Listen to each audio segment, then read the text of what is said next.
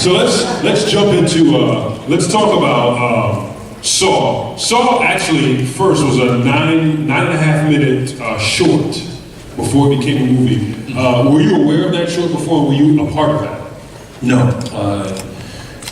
James Wan and Lee Whannell came as two young filmmakers from Australia to Los Angeles with a 10-minute short. I have a copy of that short that James directed, and Lee and James wrote. And they came to LA and they had this short, and the company that eventually made Saw had just hired this guy who they said, look, we made a bunch of films here, and none of them have been particularly successful. The next one we make has got to be, we need to pick the right thing. So they hired a guy away from Disney to find the right material, and within a week, the guy met James. This is, things sometimes they're just meant to be. And the guy met James and Lee, they had the short, they showed the guy the short, and if something all takes place in one bathroom, it's something you can shoot on a set. And the movie industry has become all about being able to make something as inexpensively as possible, but something that's dynamic and compelling. So you make it as inexpensively as possible, and hopefully you make a profit. Well, I guess they made a profit because they spent about $1 million on the first film. And I was in the Czech Republic doing a series for NBC when Saw was released. And so none of us, certainly not me, I wasn't paying any attention to it at all. And it was hugely successful and got a lot of press. But I certainly wasn't thinking about moving forward with Saw. I was busy in Prague working for NBC. So it was all great that it worked out as well as it did. It gave us 7 years of intense creativity. It did, and you speak about the scene in a movie taking place in the bathroom in the short. You, in the first Saw, you didn't have a lot of lines, and you spent a lot of time lying on the ground. Did you, at that time, did you think it would be that iconic as you were filming this character that you're portraying? No, I did the film for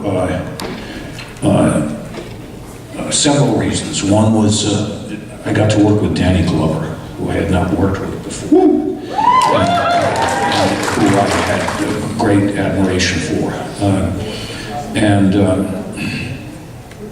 The other was when I read the script, I did not anticipate the ending.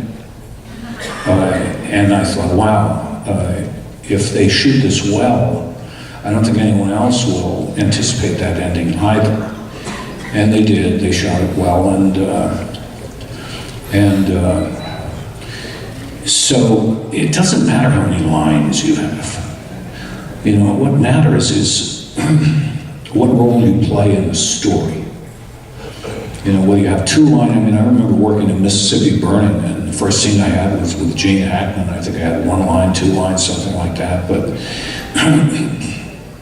Mississippi Burning, Hackman spends half the movie trying to get Willem Dafoe to do it Hackman's way, and Dafoe wants to do it by the book, and Hackman says, no, we can't win this thing doing it by the book. And finally Dafoe gives in to him, and they bring these 3 guys down from Washington who know how to get down and dirty, like the Klan. And I was one of those guys. So if you're part of the solution, and people are ready for you in the film, then it doesn't matter how many lines you have. It matters what you do. Acting is doing. So, did I think I was central? Yeah, to the Saw film. Who's in the middle? Me. Okay? Did I mind lying there silently in a pool? No. It's not about me, it's about the story. And was I thinking about it going anywhere? No. I was just you just want it to be a good movie, and for it to work, and it worked.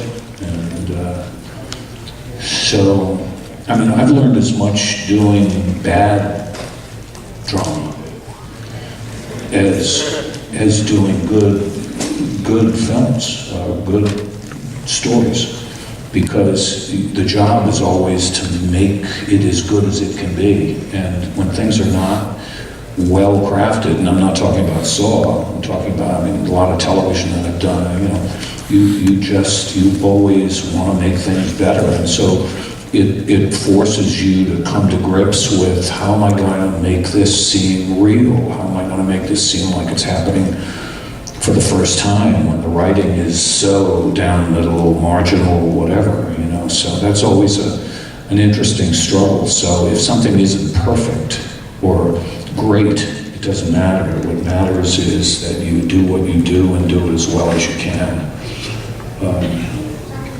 I forgot what the question was. Thank you, I mean, you talked about that scene when you got up in the, everybody's seen it, right? All right, I'm gonna do any spoilers. But how many people were blown away by that? Wasn't that awesome? Yes. What the, was that moment of just being very surprised. Yeah. And you know, we were so tight time-wise. They shot it in 18 days. We were so tight time-wise. They had to be done on time because they just didn't have any more money to make the film. And the producers were hugely concerned. You know, I don't want to spoil anything for anybody, because I'm assuming most of you have seen that ending. Raise your hand if you haven't seen that ending. Good, because if it had been one...